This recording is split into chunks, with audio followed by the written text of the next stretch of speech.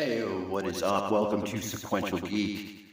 Welcome to Comic Book Hall 69, part 53. Joaquin Phoenix. Lady Gaga. It's going to be Harley Quinn coming up this summer, right? The Man Who Stopped Laughing. Issue 11, the B cover.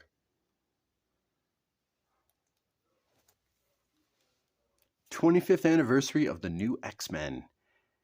Issue 1 of 5. So this is the Dynamic Forces exclusive cover done by Ga+e. Just got it because I like the look of this. And it still had the Dynamic Forces sticker. Certificate of Authenticity. Limited series of 5,000. X-Men Black Sun #1, the new X-Men, Dynamic Forces exclusive cover. All right, so this is the 25th anniversary of the new X-Men. I don't want to take a look inside, actually. Leave that as is to try and maintain the integrity as much as possible. I used to hit up Dynamic Forces all the time when I was returning the second time I was collecting between like 2000, 2004, 2005. And that's when I first started getting into like autograph comics. And the grading, for me, I thought it was kind of like a fad, graded comics. So I didn't think it was going to take hold as much as it did. But as soon as CGC was doing their, authentic witness signature, then that diminished things like Dynamic Forces. But I still respect Dynamic Forces. If anybody has any feedback on buying signed comics with these signature and the original sticker, or if you know of any hacks with these, or just any feedback on Dynamic Forces, because the staff there were always cool. I would always just kind of shoot the shit with the staff for just like 5 minutes, not really too long, but it was just fun to get some feedback from people on the East Coast as well. X-Men Black Sun, really cool Ga+e cover. This is a reprint, right? Issue 87, Green Arrow, Green Lantern. Neil Adams artwork. First appearance of John Stewart, because the Guardians of the Universe wanted Hal Jordan to find a backup lantern because Guy Gardner was knocked out of commission for a minute. Neil Adams got to do the artwork on this Denny O'Neil story introducing John Stewart. Really, I think, has taken over the identity of Green Lantern. Whenever I think of Green Lantern, John Stewart, I think it's pretty much the role. So, your main GL, Mr. John Stewart. First appearance, January 1972 is the cover date, but real quick, I wanted to note, actually, these pages with the original ads, even 5-band portable radio, newsprint. It's got this, I don't think it's the original newsprint, actually. Seems like there's a little bit stronger paper stock, but I always remember the newsprint being a little bit softer.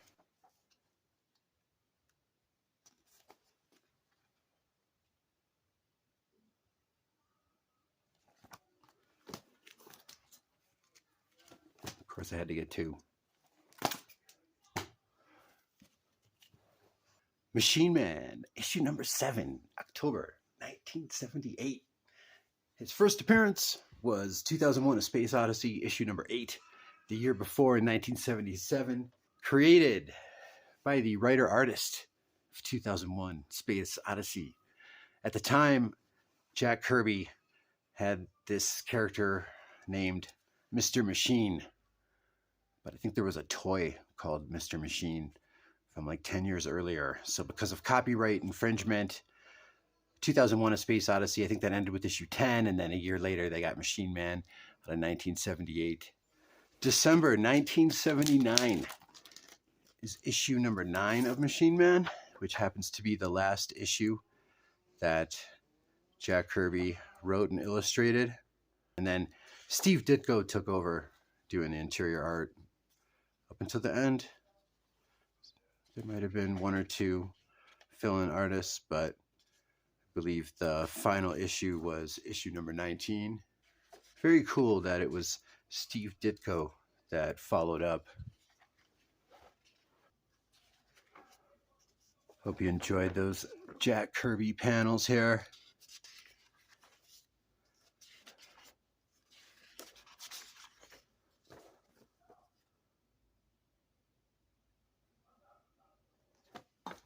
Aaron Stack. It's the Machine Man. Now this one right here is really cool looking Micronauts. Issue number 10, Michael Golden cover, October 1979 cover date. Just wanted to show this off really quick. It's just for $3. I think I'd shown this before, but this one got away. This one didn't end up getting boxed. Yes, I am still in Colorado, by the way, and I've been getting some feedback on some apartments I'm going to be renting out in Ypsilanti.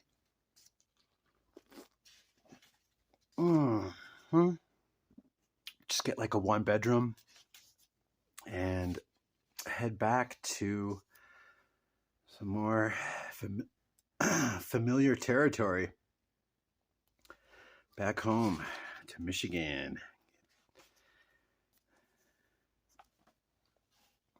Hopefully get that move going on by the end of the month. I've already had the movers pick up all my comics. X-Mutants from Eternity Comics, 1990. So I'm not sure. I think this ran for a total of 15 issues.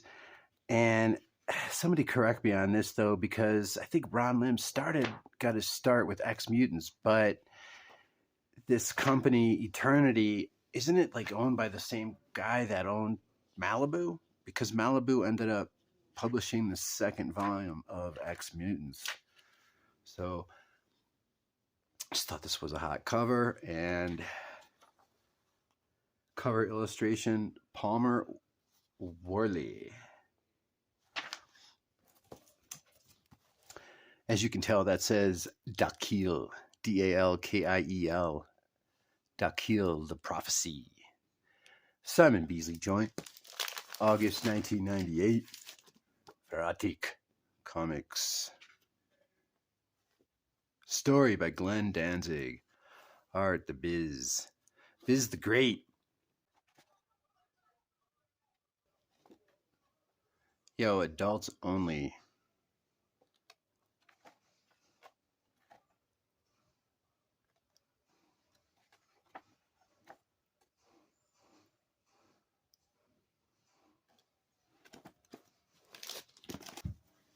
Dungeons and Dragons had comic book strips, little strips, and then you had some comics published by DC Comics, then TSR, then Kenzer and Company. This is the second limited series by Kenzer and Company, Dungeons and Dragons. Tempest Gate, Book 1, Born of Fire. Let's take a look really quick. It's around 2001. It's called a Greyhawk comic series.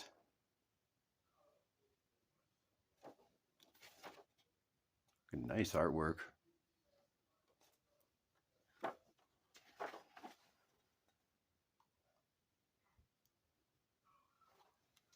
Says the story was written by Sean Smith. They got a bunch of different artists. Mike Lilly is the penciler of books 1 and 2, as well the cover artist.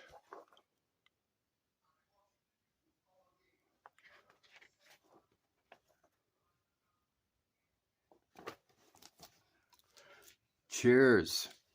Check it out. Sam Keith.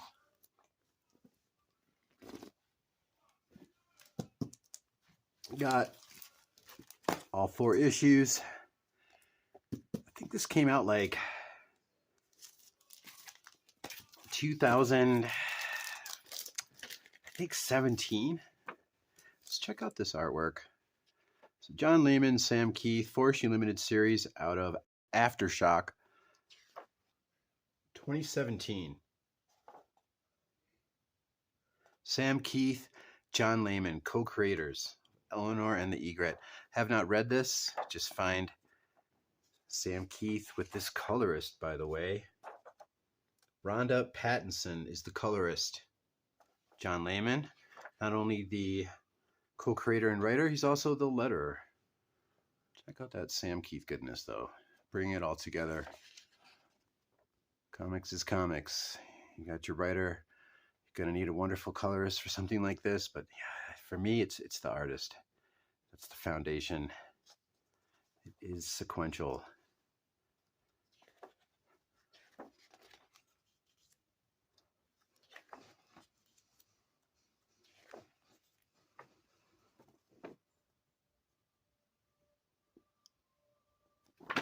Eleanor and the Egret, ladies and gentlemen. Issues 1 and 2, 3, and 4. You know, that new Marvel goodness. This is actually from Mexico and Espanol. It was the modernization of the Avengers by Brian Hitch and writer Mark Millar that brought us Ultimates Volume 1 and 2 from that Ultimate line started by Bill Jamas, Joe Quesada, good 25 years ago. What, that Sam Raimi Spider-Man movie? I like the first one, definitely like the second one with Doc Ock.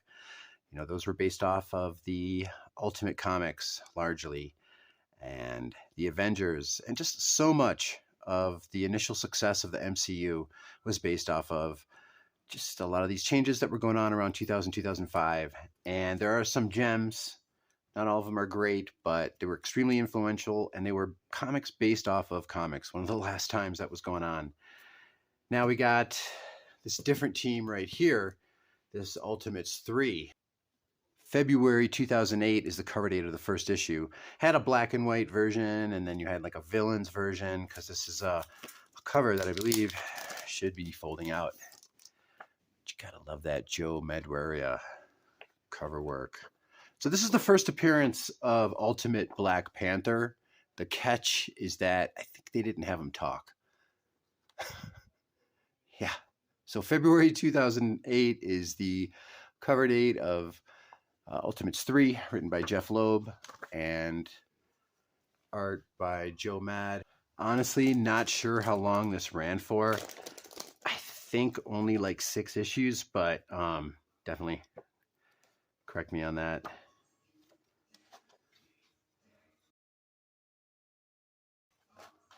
Got a recap going on of Ultimates Volume 1 and 2. That awesome Brian Hitch artwork. Brian Hitch, the artist, with Mark Millar. You know, they brought in that Samuel Jackson likeness for Nick Fury without Samuel Jackson's permission. So I was impressed. I think that was the indie influence.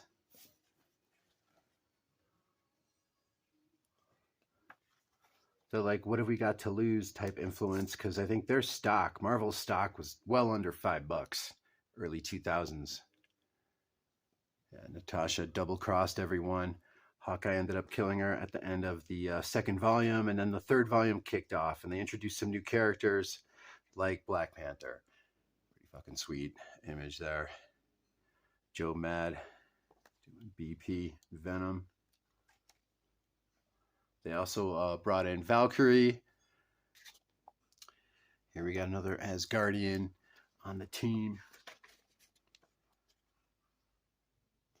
Ooh, we got a little bit of manga. Marvel Mangaverse, by the way, was pretty fucking sweet. I love that Ben Dunn series that was pre-Marvel Tsunami. Totally different animal than Marvel Tsunami. Marvel Mangaverse.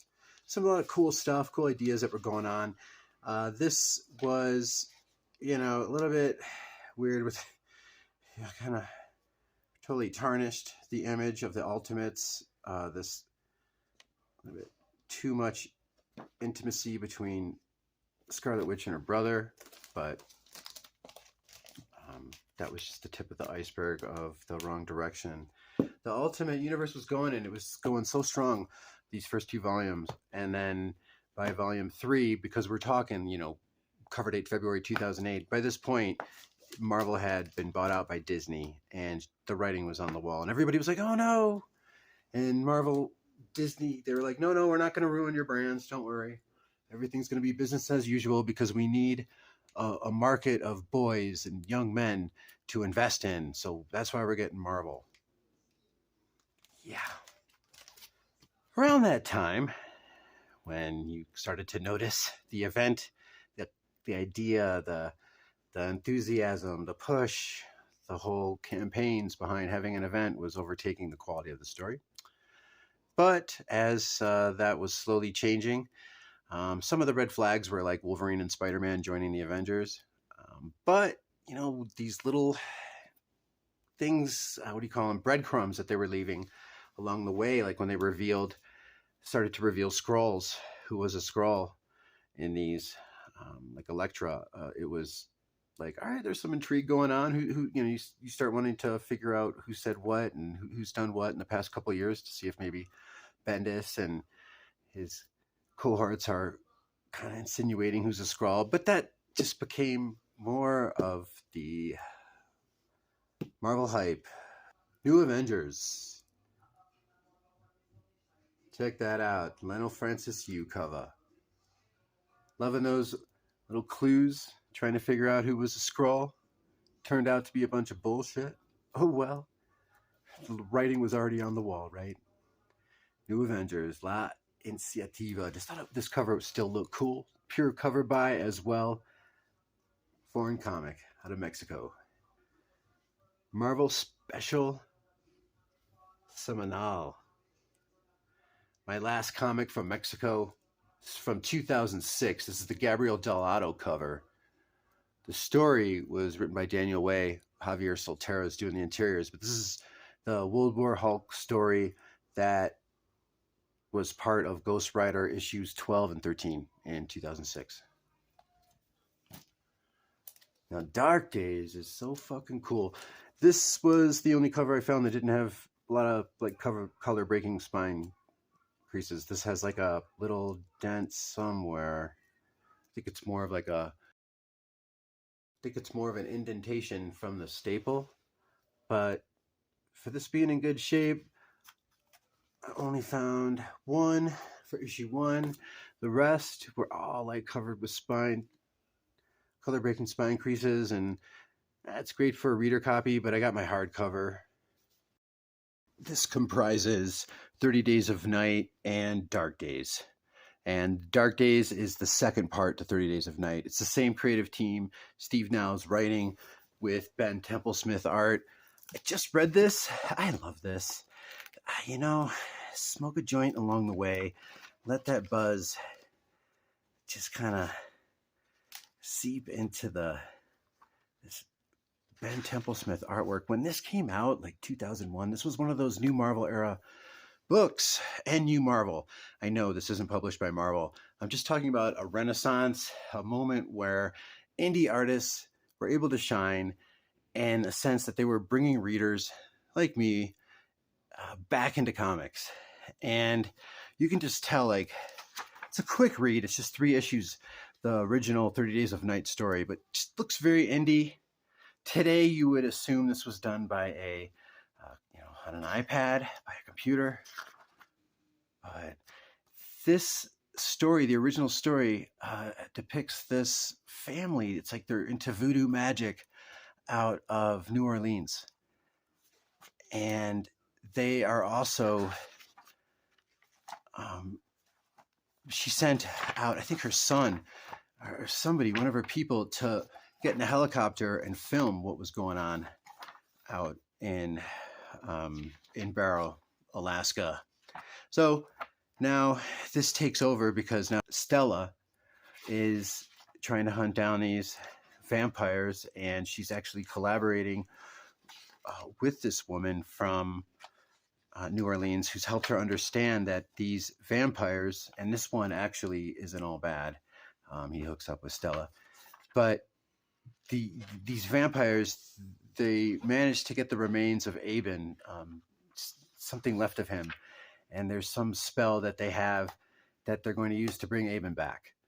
And so she wants to follow through with that spell. And I'm sure, I guess you can figure out what happens right at the very end. So awesome 30 Days of Night ending. Look at that cover. Loving Ben Temple-Smith. Got 2 copies of the last issue of Dark Days, the follow-up to 30 Days of Night. It's because it looks so cool. The condition was fine. So Ben Temple-Smith, Steve Niles, the real vampire story. Vampy.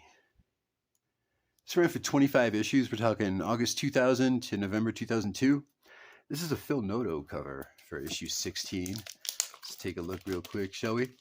And they had, God, they might have had every, well, they didn't have every issue, so I would have grabbed like the first couple, but, you know, we got the premiere issue right here. We got this preview edition. Open that up in a second. Way cool, though. So I just grabbed all the covers that I thought were cool because I don't know anything about Vampy. Part 1, David Conway, writer. Makoto Nakatsuka is the artist. Hope you're enjoying this haul. If you are new to comics or returning, I strongly suggest you check out my past vids. One of the reasons I was inspired to make comic book videos is it's just fun learning other people's tastes, learning what to look out for. I love checking out other people's points of view, other people's ideas, but also a lot of stuff that I like to point out for the genre of which the comic is written. I like that timeless, iconic niche. I like something that, I don't know, whether it's vampires or manga. Me personally, I'm into like vampires. I'm into The Crow. I'm into more underground indie stuff. Although I do love my X-Men. I like my Grant Morrison, Frank Quitely X-Men. I like my Bendis, Gatos, Alias, and Bendis, Believe, early Daredevil by him. But like the Marvel Mangaverse stuff from the early 2000s, just like this. And you just had like a lot of great talents that were bringing people back into comic book shops. Readership was increasing, but it wasn't quite big enough so that there were high print runs, is my point. And that's the significance with these early 2000s than say like the later half of the 90s. Low print runs, but also higher quality. Also, you had some people in the indie scene that were given a chance to work with larger publishers. Art, once again, Makoto Nakatsuka. I don't know much about Vampy. A New Vision by artist Kevin Lau. Let's take a quick look.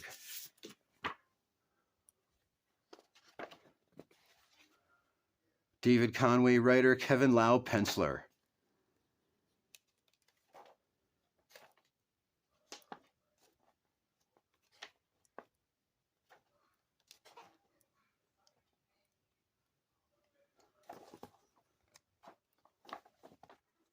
One sick artist, one hot vampire.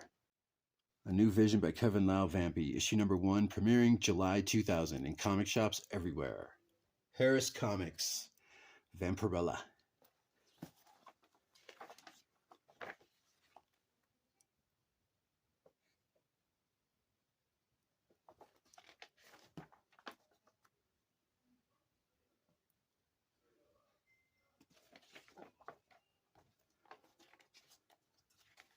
David Conway, Q&A.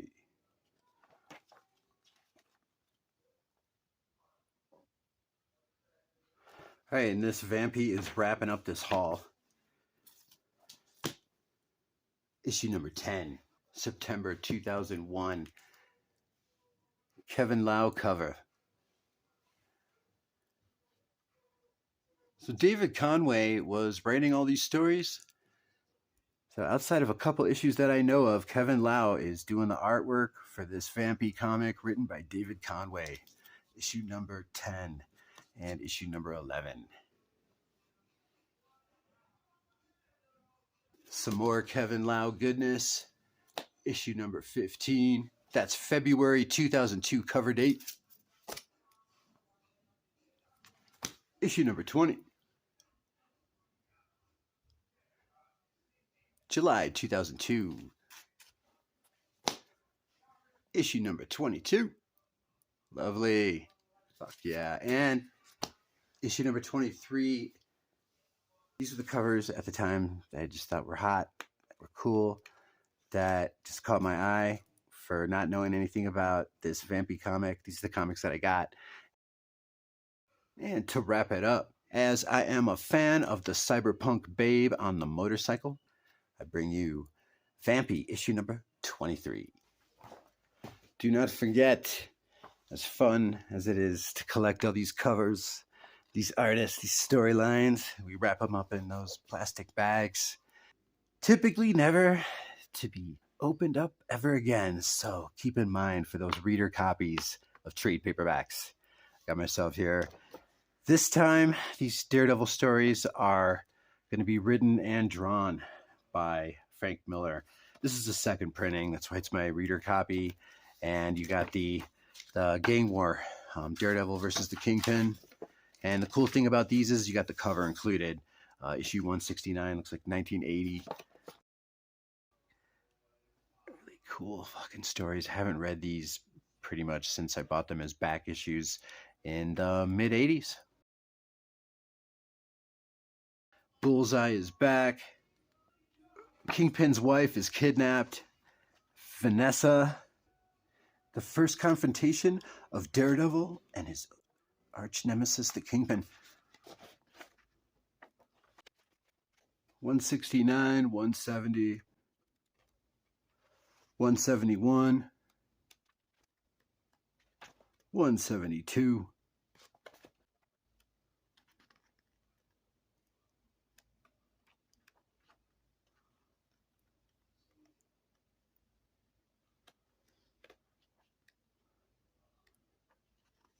$180.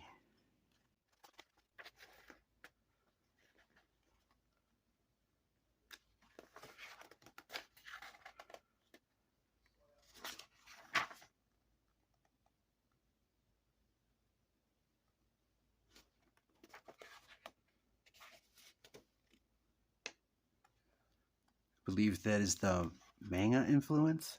The eyes there. Miller, story and art, Klaus Janson, doing the inks and colors.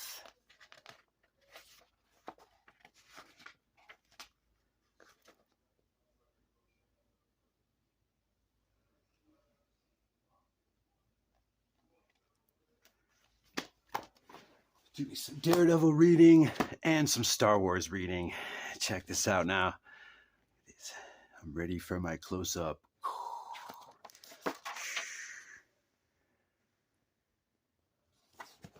The Ahakista Gambit. Rob Williams co-wrote it. Michael Lacombe doing the artwork. I mentioned Michael Lacombe. I mean, I don't know anything about this Dark Horse story. That's why I got it. I thought the cover looked cool. It's got the word rebellion up there. First thing I see are kind of like these John Cassaday type artwork looking images. Hayden Christensen likeness. All right. This dude's almost getting run over.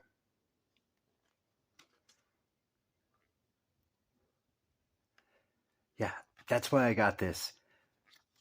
Just wanted a contained story arc with no advertisements and a reader copy worthy volume like this Star Wars Rebellion with the cup ring here stain.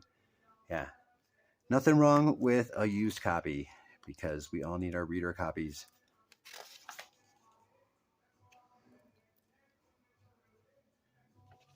And that's my haul. Thank you for swinging by. Much appreciated.